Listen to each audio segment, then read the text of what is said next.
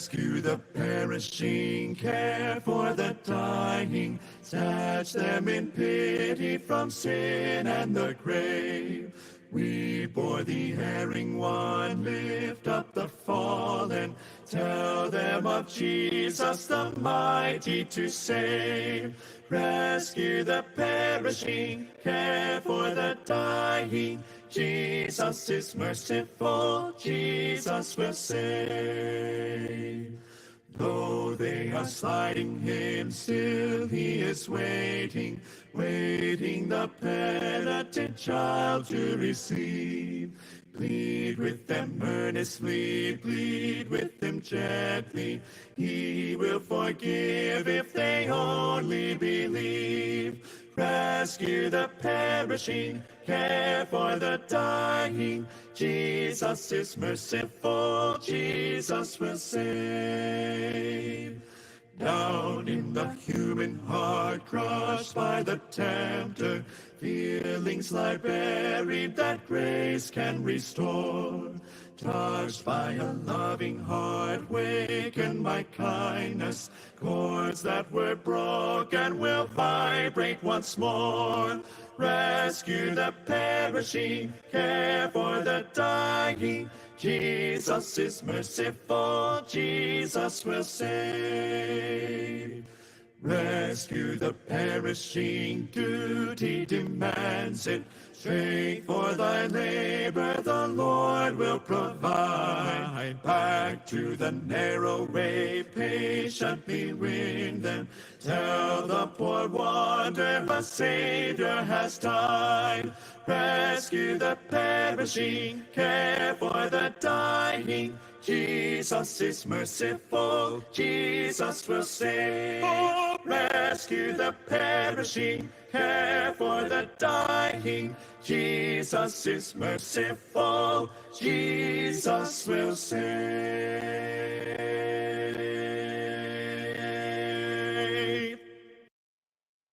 Jesus, keep me near the cross, there a precious fountain, free to all a healing stream, flows from Calvary's mountain. In the cross.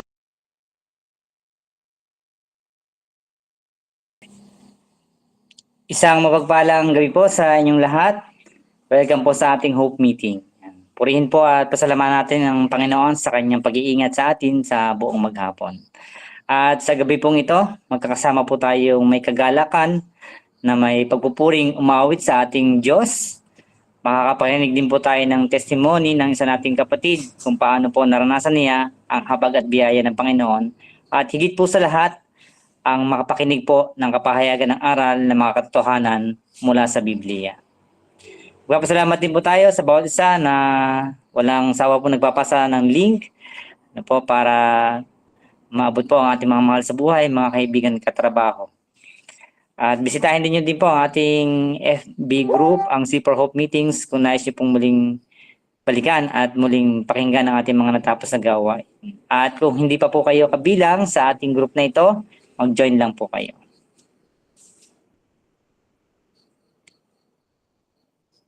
Yan, dahil wala po ang Kielito, yan. Muli po, mapagpalang gabi po sa inyong lahat. Sa kabila po ng kapaguran sa buong maghapon, nagpapasalamat po tayo sa Panginoon. Kaya naman po, welcome po sa ating gawain ito. Pagbati po mula sa C4, Christ the Cornerstone Christian Communities, isang kagalakan po sa aming komunidad ang inyong presensya. Maraming salamat po sa ating Panginoon na sa atin ay nagbibigay ng kalakasan at patnubay sa araw-araw. Aming dalangin po na makasumpong po tayo ng patuloy na kapayapaan at biyaya sa kanyang mga salita na ipapahayag po o mapapakinggan po natin sa gabing ito. Nawa po mapalakas po tayo sa gawain ito sa ating po mapapakinggan. Muli, mapagpalang gabi po sa inyong lahat. Pagbasa po mula sa aklat ng Hebreo, Kabanata 6, mga talata 18 hanggang 19. Hindi nagbabago at hindi man lang nagsisinungaling ang Diyos, kaya tayo nakatagpo ng kanyang kalinga ay panatag ang loob na umaasa sa mga pangako niya. Ang pag-asang ito ang siyang matibay at matatag na angkla ng ating buhay. At sa pagkakataon pong ito, nais ko pong ibahagi kung ano po ba ang Hope Meeting, bakit nga po ba tayo nagkakaroon ng ganitong gawain. Ang HOPE po ay stands for Household, Opportunities, Presentation, and Experience. At ang C for Hope Meeting po ay naglalayon na maibalita ang makapangyarihang pagkilos at mensahe ng Panginoon sa komunidad, maibahagi ang galak na nadarama dahil sa biyaya ng Panginoon, at layunin po na mahamon ang bawat isa na tumugon sa Panginoon at makibahagi sa buhay ng may pagpapahalaga sa Kanya at sa Kanyang kalooban. Tayo pong umawit sa Panginoon, awitin po natin, halina't siya'y purihin.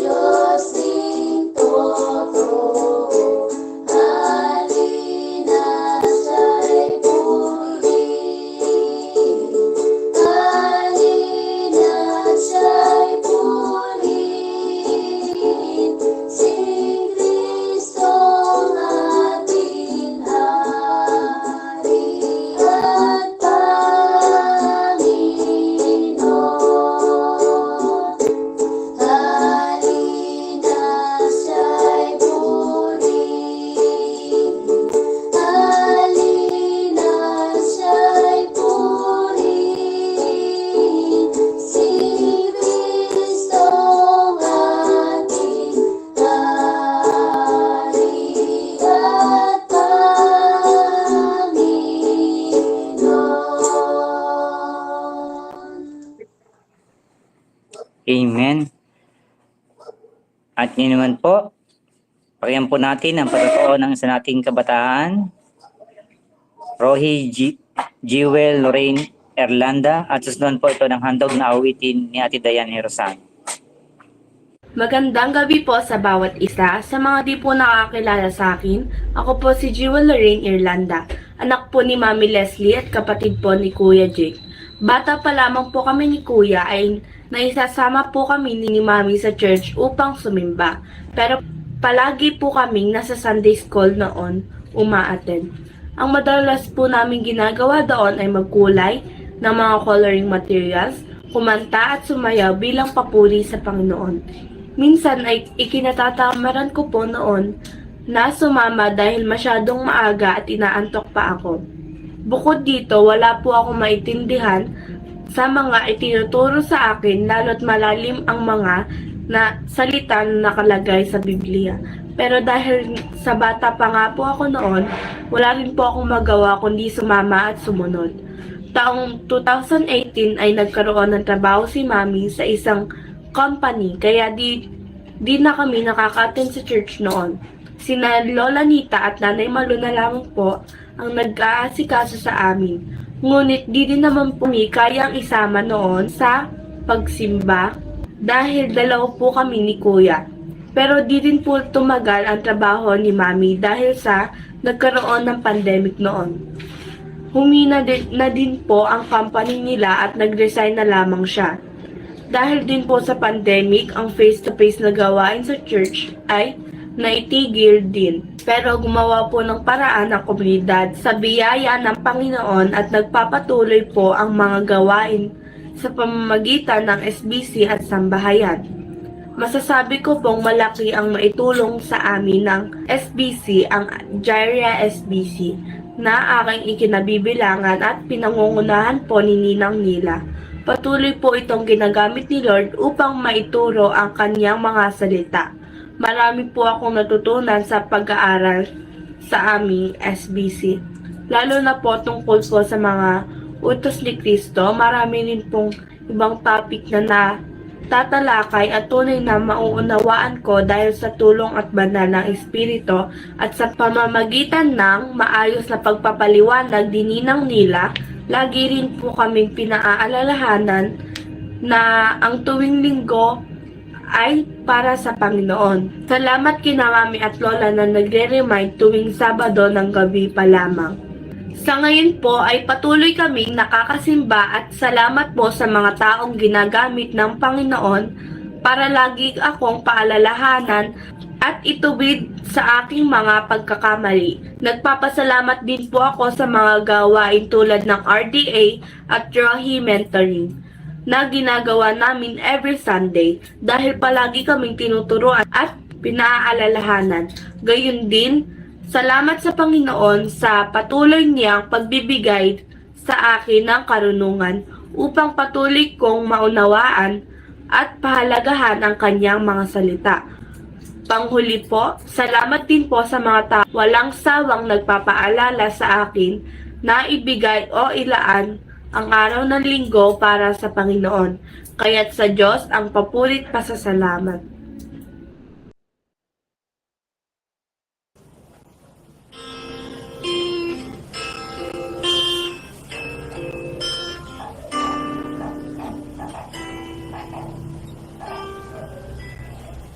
O Diyos, sa iyong lahat ang pagsamba't luwalhati.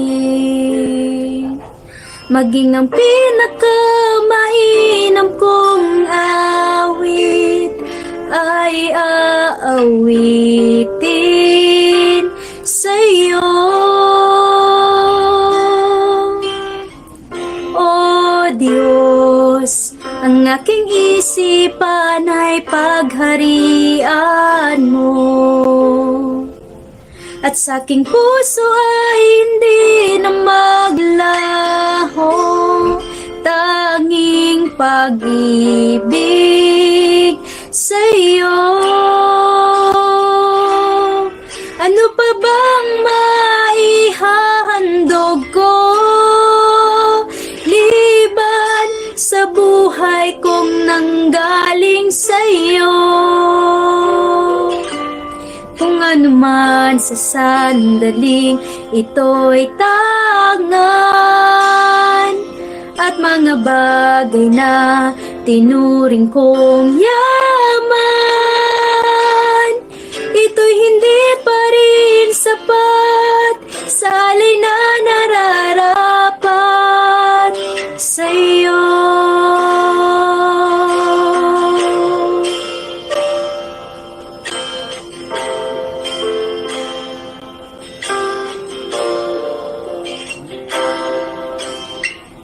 O Diyos, ang aking isipan ay pagharian mo,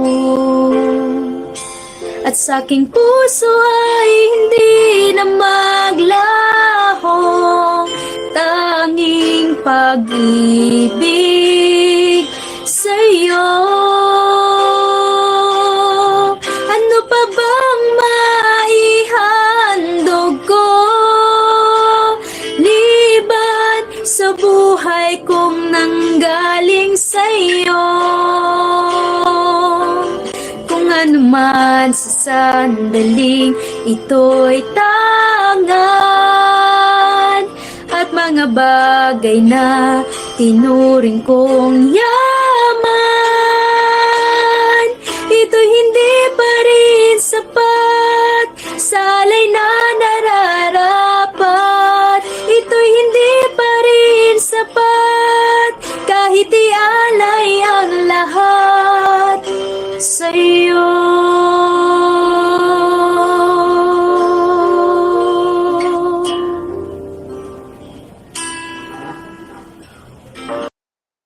Amen. Ayan, maraming salamat po sa ating kabataan, Rohy Jewel, sa kanyang buhay na nakatagpo ng tunay na pag-asa sa ating Panginoong Hesus. At maraming salamat din sa ating kapatid na Dayan sa napakagandang awitin at mensahe. Ngayon po ay dadako tayo sa pakikinig po ng mensahe. Recorded message po ang ating mapakinggan last December 2022. Bago ko po i-play, pangunahan muna po tayo ni KJR sa panalangin. Magandang gabi po muli sa bawat isa. Salamat po sa inyong mga buhay na laging laan upang makibahagi po sa ganitong gawain ng patuloy na pakikipag-aral sa salita ng ating Panginoon. Yan, salamat po sa ating kapatid na si Jewel sa kabila ng kanyang mura pa ring edad, naandun na yung kanyang pagnanais na patuloy na makilala pa ang ating Panginoon sa kanyang buhay. Tunay na napakabuti ng Panginoon sa kanya at sa kanyang buong pamilya na patuloy din nagagamit sa ministeryo sa ating iglesia. At nawa, lalo mo pa, Jewel, makilala ang ating Panginoon sa patuloy na paglaki mo, pag-edad mo, at higit na mapaglingkuran pa siya sa pamamagitan ng iyong buhay. Salamat din, Ate Dayan, sa pagkakaawit sa magandang awitin na nararapat lamang sa ating Panginoon. Tunay na wala tayong ibang maihahandog sa Kanya, kundi ang ating buhay na sa Kanya rin namang nagmula. At nawa, patuloy tayong matagpuan na nandoon ang pagpapasakop at pagsunod sa kalooban ng ating Panginoon. At ngayong nalalapit na naman na pagdiriwang ng Kapaskuhan, nawa higit natin makita ang pinakamahalaga sa lahat. Ang patuloy na masamba, madakila, may taas ang ating nag-iisang hari at pastol ng ating mga buhay, ang ating Panginoong Hesus. Sige po, tayo po manalangin, pagkatiwala natin sa Panginoon ang gawain ito. Panginoon, tunay na napakabuti niyo po sa buhay ng bawat isa. Salamat muli sa malayang pag-aaral ng iyong mga salita magaganap ngayon. Sa kabila, Panginoon, na ito'y recorded, tunay na ang iyong mga salita ay laging bago sa aming mga pandinig at napapanahon pa rin sa aming mga pang-araw-araw na buhay kung paano, Panginoon, kami haharap na nandun ang patuloy na pagsama mo sa buhay ng bawat isa. Salamat, Panginoon, sa gawaing ito na nagagamit din para maabot ang aming mga mahal sa buhay, ang aming mga kaibigan na napapasahan din, Panginoon, ng link upang makasama sa ganitong gawain. At nawa, patuloy po kayong kumilos sa kanilang mga buhay, maging sa amin na lagi na rin kabahagi dito na higit pa namin kayong makilala at maunawaan ang iyong mga salita na sa gayon, patuloy naming ipasakop ang aming mga buhay na tanging sa iyo lamang nararapat. Kaya sa pagpapatuloy ng pag-aaral na to, sa inyo po namin patuloy pinagkakatiwalaan lahat, kumilos nawa kayo sa buhay ng bawat isa. Kaya muli, pinupuri at pinapasalamatan ka namin. Ito po ang aming panalangin sa tayong pangalan ng Panginoong Hesus. Amen. Tayo po'y magpapatuloy. Tinatalakay po natin ang submitted to God's Word is standing strong against the world. At ngayon pong gabi, nais ko pong magpasimula sa pamamagitan ng katanungan na ito. Ano ang kaibahan ng isang buhay na nakasuko sa Panginoong Hesus sa pagdiriwang ng Kapaskuhan? Meron po bang kaibahan kung papaano ang isang tunay na nakakakilala sa Panginoong Jesucristo ay nagse-celebrate, nagdiriwang ng Kapaskuhang ito, o sinasabi natin tayo kay Kristo, yung iba hindi nagpapahalaga kay Kristo, pero pareho lamang ng pinagkakaabalahan sa mga panahon po na ito. Abala sa kakainin, daramtin, abala sa mga plano, sa atin pong mga buhay na ito. Nais kong kumustahin ang bawat isa sa atin. Kumusta na po ang ating mga buhay na ito? Talaga bang tayo'y meron na relasyon sa atin pong Panginoong Jesucristo? Kilala na po ba natin ang atin pong Panginoong Jesus? Ngayon pong gabi, nais nating talakayin the joy of experiencing the fulfillment. Meron pong kagalakan na maranasan ang napakaganda, ang perpektong plano ng Diyos. Alam po ninyo, isang pinakamalungkot, kahit po dun sa mga bata na naglalaro, madidinig ng isang bata, hindi ka kasali dito. Yun po ba naalala natin, may mga naglalaro, gustong-gusto natin na tayo kabahagi, yung makasama doon sa paglalaro ng ating mga kapwa bata. Tapos sasabihin, hindi ka kasali. Meron pong Diyos na merong perpekto at napakagandang plano. Ang tanong po sa atin, sa inyo pong palagay, ano po ang inyong bahagi sa plano na ito ng Diyos? Alam po ninyo, napakasaya, napakalaking kagalakan ang hatid ng perpektong plano ng Diyos sa buhay po ng mga taong kanyang tinatawag at kanya pong inililigtas. Meron po nung tinatawag na great joy. Ang pagdating ng ating Panginoong Jesucristo bilang tagapagligtas ay mayroong hatid na kakaibang kagalakang hindi kayang ibigay ng ano pa man sa mundo na ito. Una, the Savior has come to save us from our dark past. Alam po niyo, merong pinagdaanan yung bawat isa sa atin. Marahil alipin tayo ng kasalanan, walang direksyon yung atin pong mga buhay. Marahil hindi natin alam kung saan tayo patutungo, namumuhay tayo sa takot. Marami tayong ginawang mga pagkakamali. Masasabi nating madilim yung ating nakaraan. Pero nang dumating ang ating Panginoong Jesucristo, ang madilim na nakaraan na to nagkaroon ng liwanag. Ang tanong, ito po ba ay inyong karanasan?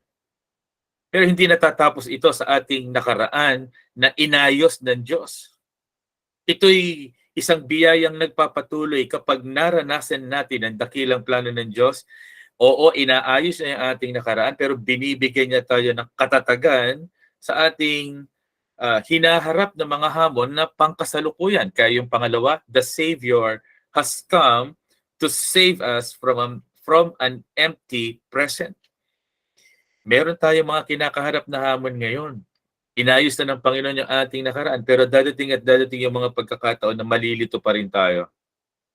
Iniisip natin meron mga kulang sa ating buhay. Hindi tayo tunay na masaya. Nagkakamali tayo, nagkakasala tayo. At hungkag, walang dating yung atin pong buhay. Meron pa tayong mga hinahanap. Pero alam po nyo, kapag nakilala natin ang tagapagligtas, Hindi lamang yung ating nakaraan ang kanyang aayusin, bibigyan ng liwanag, kundi yung atin pong pangkasalukuyan. Pag isinuko natin sa Kanya ang atin pong mga buhay, itong ating nagmamahal na tagapagligtas, bibigyan po niya ng panibagong kasiglahan, kahulugan ang ating mga buhay.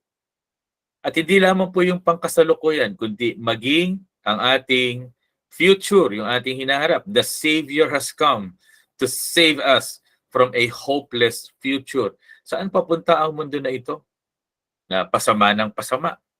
Patindi ng patindi ang kasalanan at ang paglaban sa Diyos. Ano po? Ang tiyak ay hahatulan ang mundo na ito dahil sa kanilang ginagawang kasalanan at pagre-rebelde sa Diyos. Hindi pinalalampas ng Panginoon ang kasalanan. Darating ang pagkakataong ibibigay niya ang kanyang kahatulan.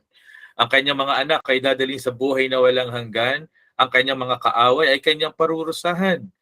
Kaya wala tayong dapat ikatakot kung tunay na naranasan natin ang dakilang plano ng Diyos sa pamamagitan ng kanyang bugtong na anak na nag-iisang tagapagligtas. Wala tayong dapat ikatakot sa hinaharap sapagkat meron tayong tunay na pag-asa dahil sa ating Panginoong Jesus. Ngayong gabi, nais ko pong ibigay ang katanungan na ito. Gaano kahalaga para sa iyo ang katuparan ng mga hula sa Biblia? Meron po kasi mga nakalagay na mga propesiya. Ano po? Halimbawa na nga po, yung pagdating ng ating Panginoong Hesukristo, ito po ay inihula ilang daang taon bago nagkaroon ng katuparan. Ito po ay isang propesiya lamang. Ito po ay isang hula. Pero ito po ay sinabi ng Diyos. Gusto ko pong itanong, gaano kahalaga sa iyo na ang isa pong pangako ng Diyos ay makita po nyo na natupad? Pangalawang tanong, ano ang dulot sa iyong buhay ng katotohanan ng salita ng Diyos? Halimbawa, makita po natin ngayong gabi, abay, kahanga-hanga pala ang salita ng Diyos. Totoo pala ang salita ng Diyos. Yung kanyang mga ipinangako ay nagkatotoo. Ano?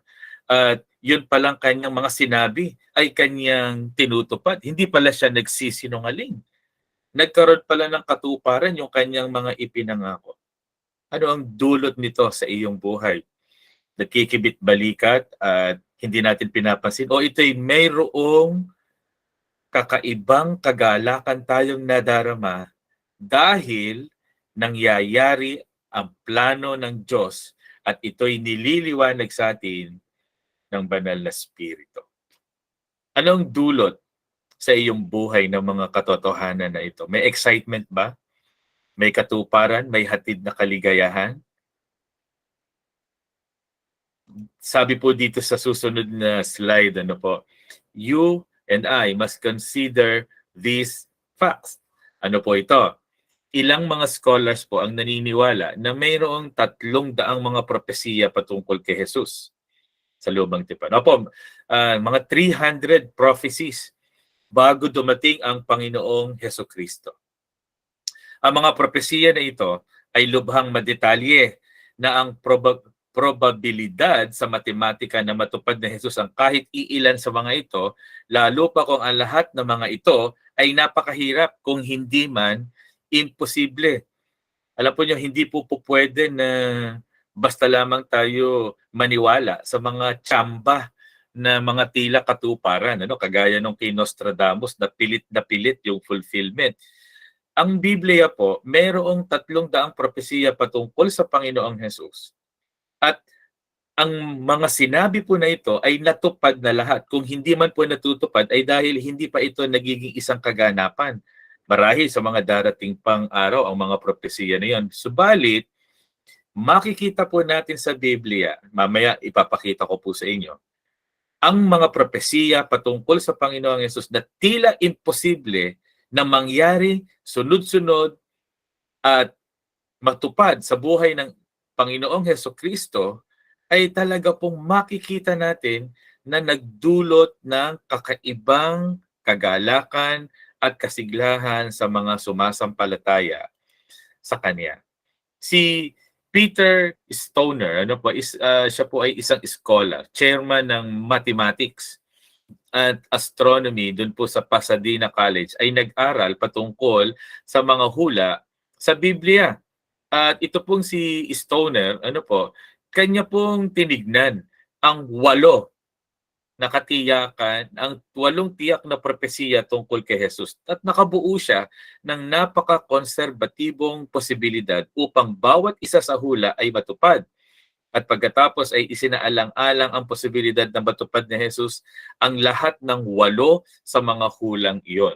Pwede niyo pong i-search sa Google yan si Peter Stoner. 8 propesiya lamang yung kanyang tinignan.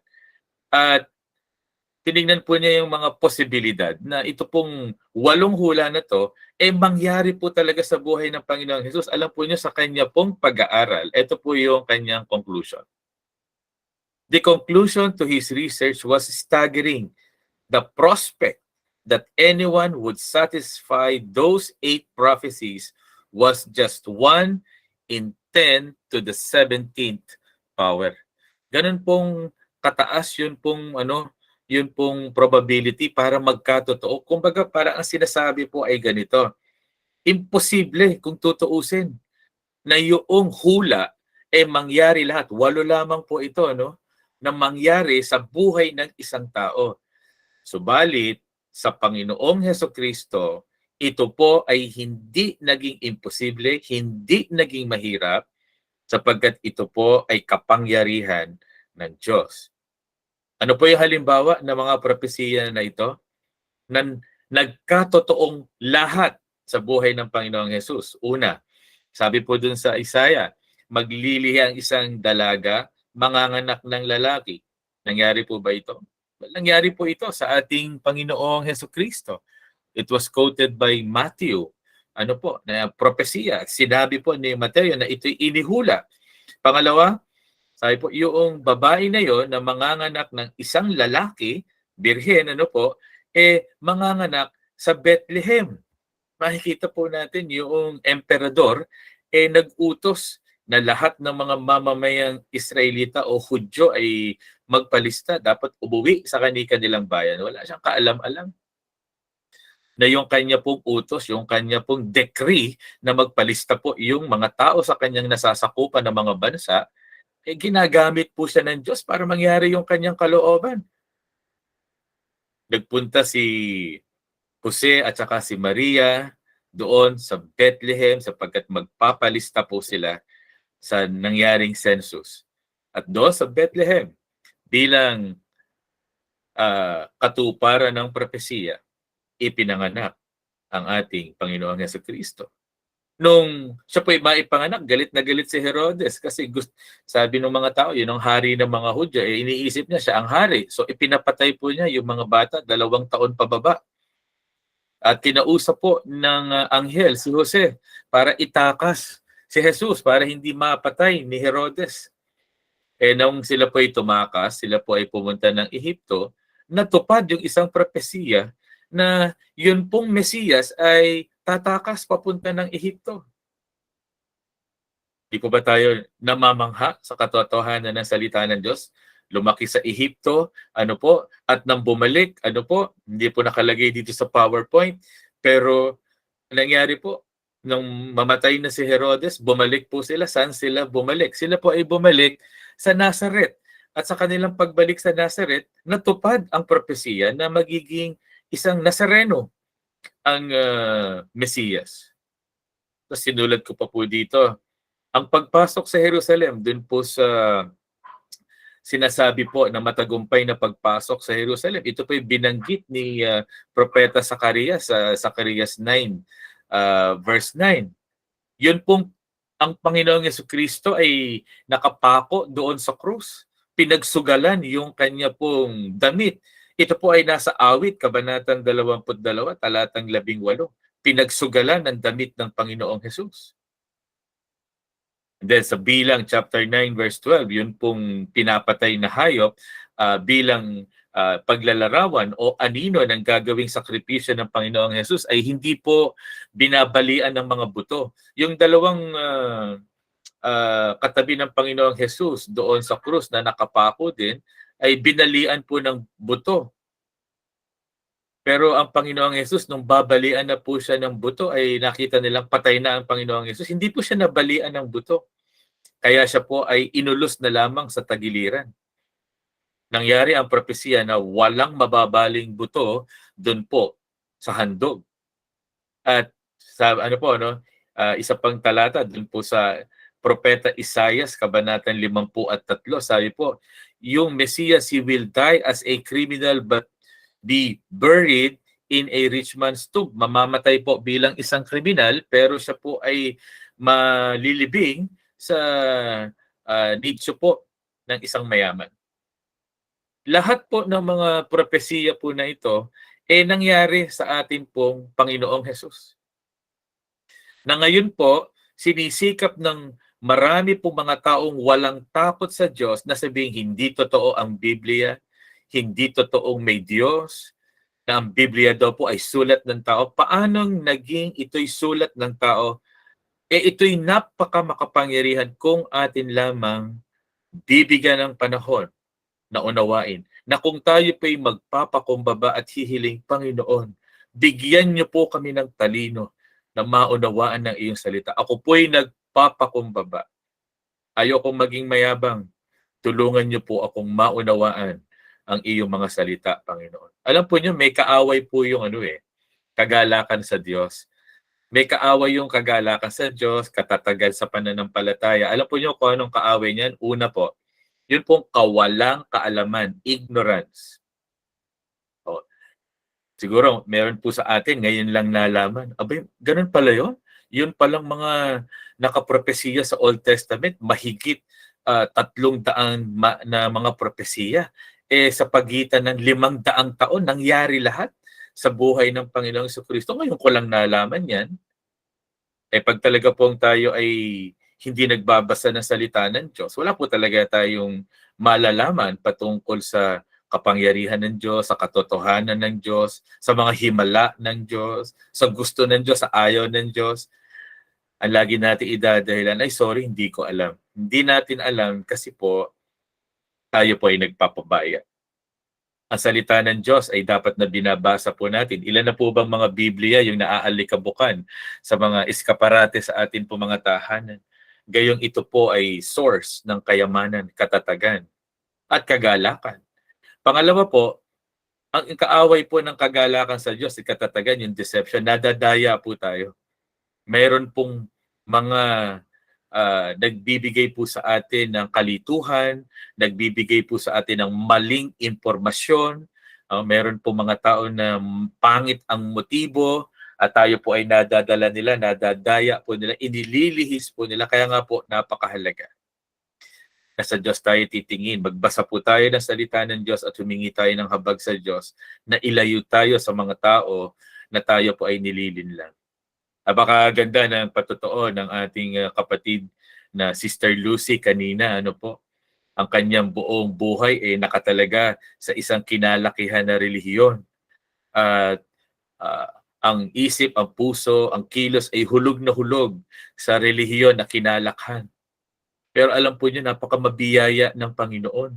Tinawag ang ating kapatid na Sister Lucy. Nakaunawa ng katotohanan.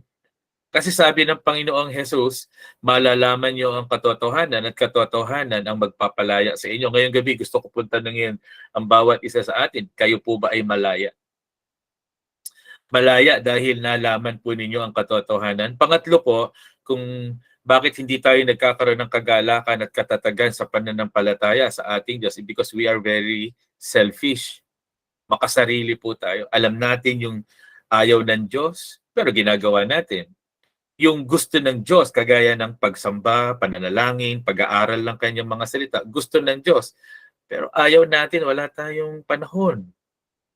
Bakit?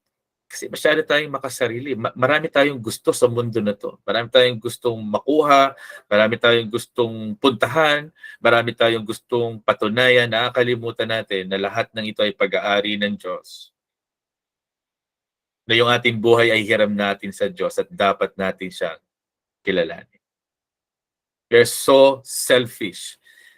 tinitingnan natin ang buhay na ito ay patungkol sa atin, hindi natin alam. Hindi ito patungkol sa atin, ito ay patungkol sa Panginoon. Dito po sa Lucas, Kabanatang 2, talatang 22 hanggang 38, nais natin tignan ang isa pong lalaki. Ang pangalan po niya ay si Simeon. Nais ko pong basahin. Nasabi po dito sa Lucas chapter 2, verses 25 to 27, dinala po ni Jose at ni Maria ang batang si Jesus sa templo. At sabi po dito, may isang tao noon sa Jerusalem na ang pangalay Simeon, isang lalaking matuwid, may takot sa Diyos at naghihintay sa katubusan ng Israel. Nasa kanya ang Espiritu Santo. Ipinahayag ng Espiritu Santo sa kanya na hindi siya mamamatay hanggat hindi niya nakikita ang Kristo na ipinangako ng Panginoon. Sa patnubay ng Espiritu, si Simeon ay pumasok sa templo at nang dalhin doon ni Jose at Maria ang sanggol na si Jesus upang tuparin ang hinihingi ng kautusan. Kinargan ni Simeon ang sanggol. Pagkatapos, nagpuri siya sa Diyos. Ngayon, Panginoon, maaari na pong yumaong mapayapa ang inyong abang alipin ayon sa inyong pangako. Yamang nakita na po ng aking mata ang inyong pagliligtas na inyong inihanda sa harapan ng lahat ng bansa. Ito po ay liwanag na tatanglaw sa mga hentil at magbibigay dangal sa inyong bansang Israel. Napakaganda pong kwento ng katotohanan mula po sa panulat ni Lucas. Ano po? Isang matandang lalaki na naghihintay ng pagdating ng tagapagligtas ng bansang Israel. Naging karanasan ang katuparan ng pangako. Naging karanasan ang katuparan ng plano ng Diyos. He was clearly a recipient of the promise. Talagang bahagi po siya ng pangako. Bakit? Kasi ang tagal po niya naghihintay. Nung araw na yon, pumunta po si Jose at si Maria. Si Simeon, he was led by the Spirit of God.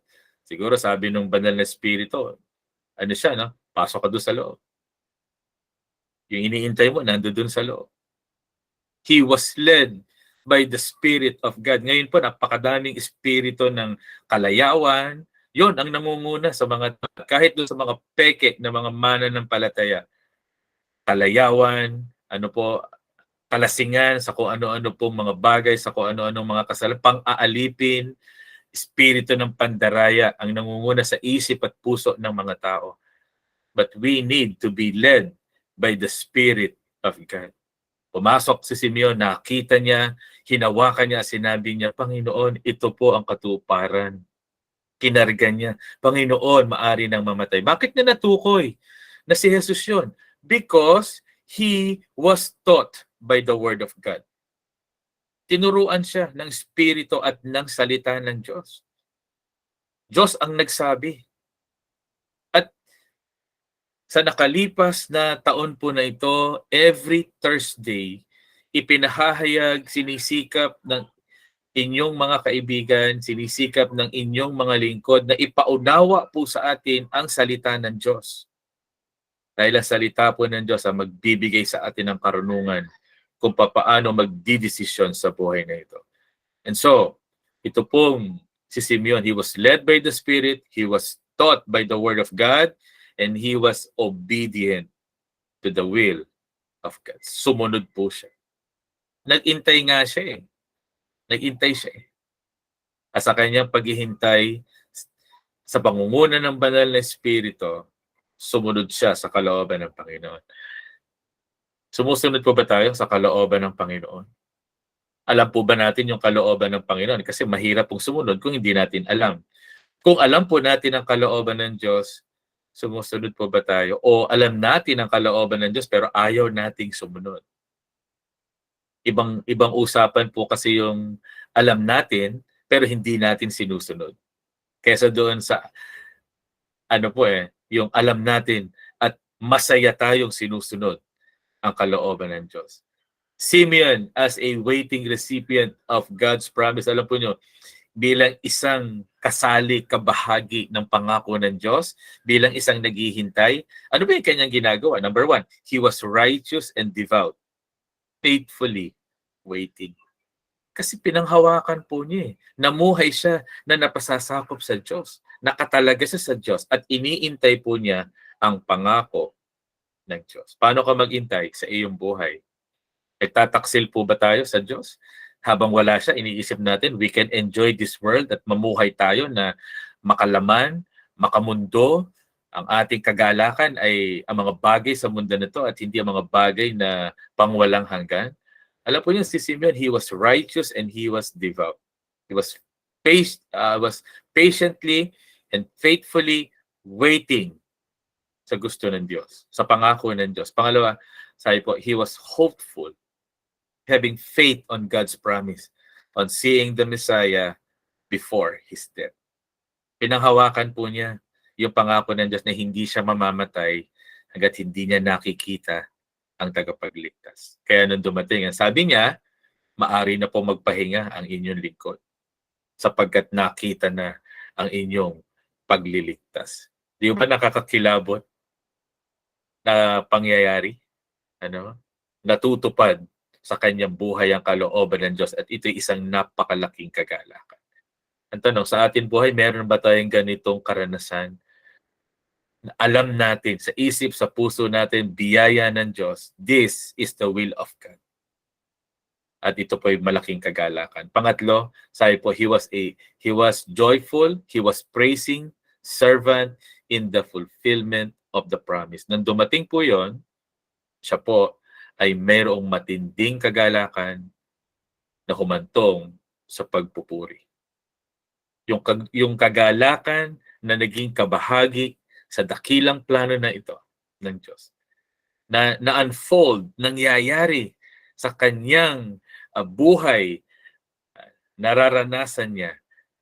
It was translated into praise. Ang mga pagpapala, ang mga oportunidad na ganito ay naita-translate sa isang pagpupuri. Alam po niyo kung bakit yung iba tamad na tamad magpuri sa Panginoon? Walang gana na sumamba? Kasi po, masyadong haling po tayo doon sa mga bagay na makamundo. Hindi tayo magkaroon ng kagalakan sa mga bagay na makadiyos. Pero pag nakita po natin yung ating mga sarili kung paano pinagpala tayo ng Panginoon, kung gaano kadakila ang Diyos sa kabila ng ating mga pagkukulang at kahinaan, lahat ng mga pagpapalang ito na tinitingnan natin bilang ating bilang biyaya ng Panginoon, babaguhin po tayo. At ito po ay magiging pagsamba at pagpupuri. Dalangin namin maranasan po niyo yung kagalakan na yun na hindi kayang ibigay ng anuman sa mundo na to. Na Diyos lamang po ang makapagbibigay. Babaguhin po tayo, hindi tayo tatama rin sa panalangin, hindi tayo tatama rin sa pag-aaral ng salita ng Diyos. Hindi tayo parang kalabaw na hinihila sa mga pagtitipon ng mga mananampalataya, mabigat yung ating mga paa, hindi po. Kundi magiging kagalakan. At sasabihin natin, ba't nagkaganito ako? Panginoon, tunay na napakabuti po ninyo, tunay na napakamabiyaya po ninyo. Kasi po, merong Diyos na may napakagandang plano. At ang kagalakan natin, maranasan ang plano na yon.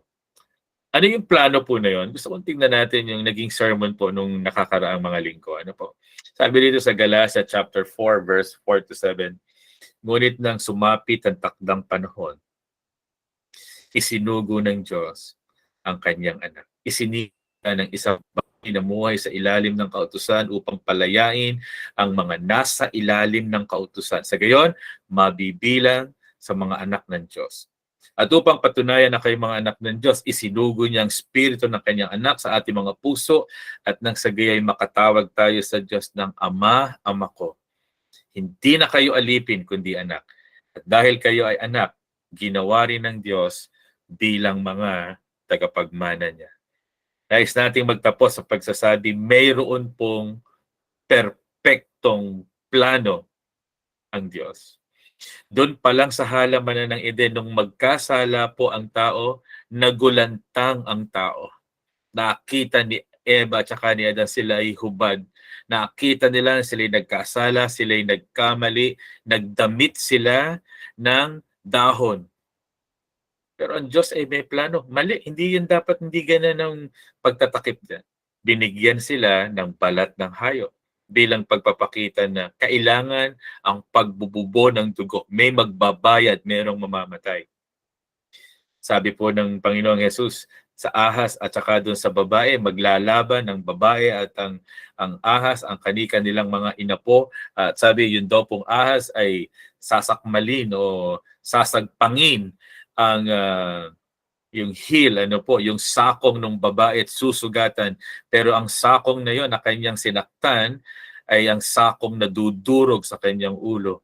Ito pa yung nagpapakita na mula po sa magiging salinlahi ng mga tao ay lalabas ang isang tagapagligtas na dudurog sa kapangyarihan ng kasalanan, sa kapangyarihan ng ahas. Merong plano ang Diyos. And it came in a perfect time. Dumating sa tamang panahon, sa tamang oras. At ang perpektong plano na to na dumating sa pinakatamang panahon, siya po ang perpektong tagapagligtas. Walang kagaya ng Panginoong Hesus. Hindi yung ating sarili, hindi yung ibang tao, hindi relihiyon ang makapagliligtas. Ang makapagliligtas ay ang nag-iisang perpektong tagapagligtas at ito po'y walang iba kundi ang Panginoong Jesucristo. Sa silong ng langit ay wala nang iba pang pangalan na ibinigay na sukat ikaligtas ng tao kundi ang pangalang Jesus. Sabi ng Panginoong Jesus, ako ang daan, ang katotohanan at ang buhay. Walang makapupunta sa Ama kung hindi sa pamamagitan ko.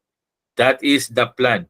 No plan B. Walang ibang tagapagligtas. There is no other. There is only one Savior.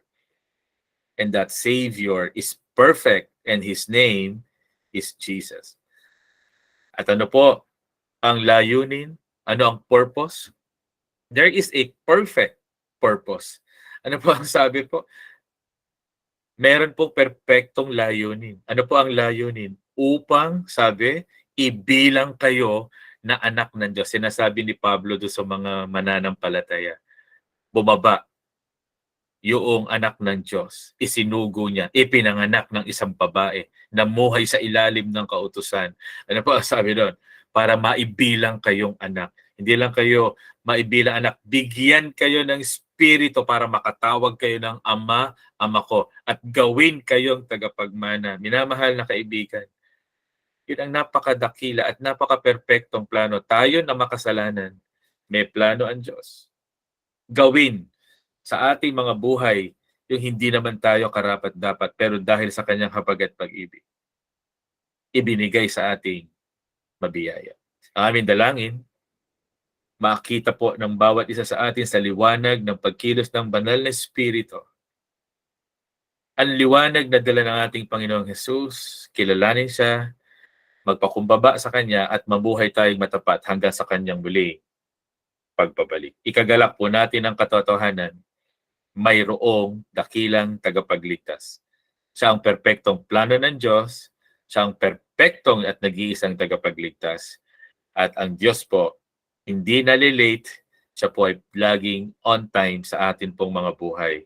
Kinakailangan din ngayon na ito ipinapahayag, tanggapin po natin ng mayroong kapakumbaba. Awitin natin yung ating response song.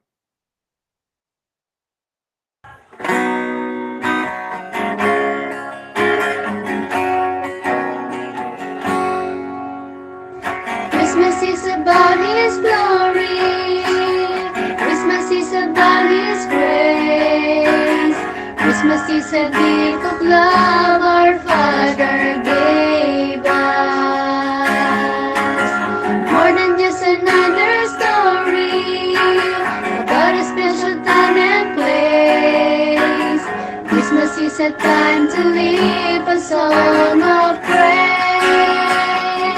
For God is with us, and we celebrate the glory of His presence.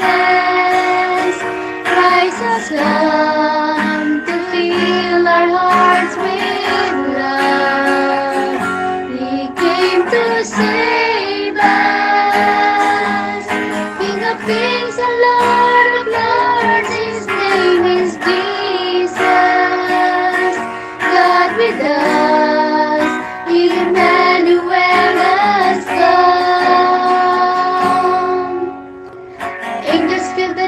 sweet singing. God is reaching out to man, bringing us a deep of hope in Christ our Savior. More than just a time of giving, this is God's eternal plan, and Christmas is the reason we can sing again. For God is with us, and we celebrate the glory of His presence. Christ has come to fill our hearts with love. He came to save us.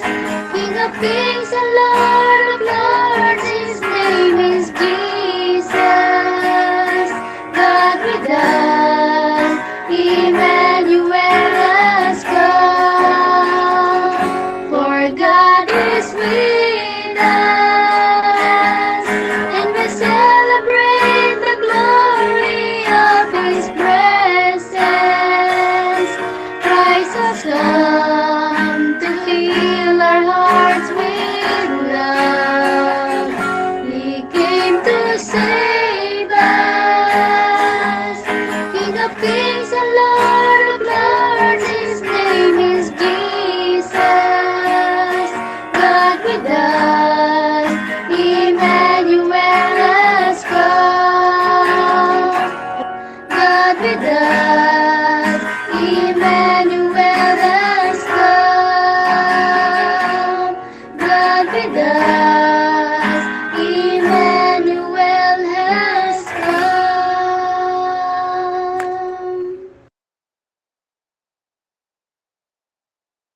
And amen. Purihin po ang Panginoon sa mga katotohanan ng kanyang mga salita. At sa mga nagnanais po na magpasalamat, mag-unmute lang po kayo or mag-type sa ating chat box or click nyo lang po ang raise hand button.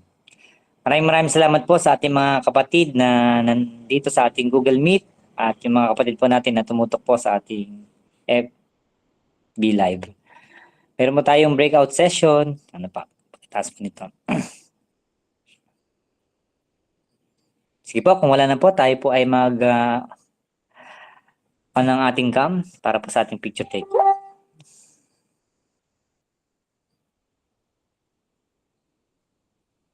Okay po, bibilang po ako ng 3. 1, 2, 3. Isa pa po.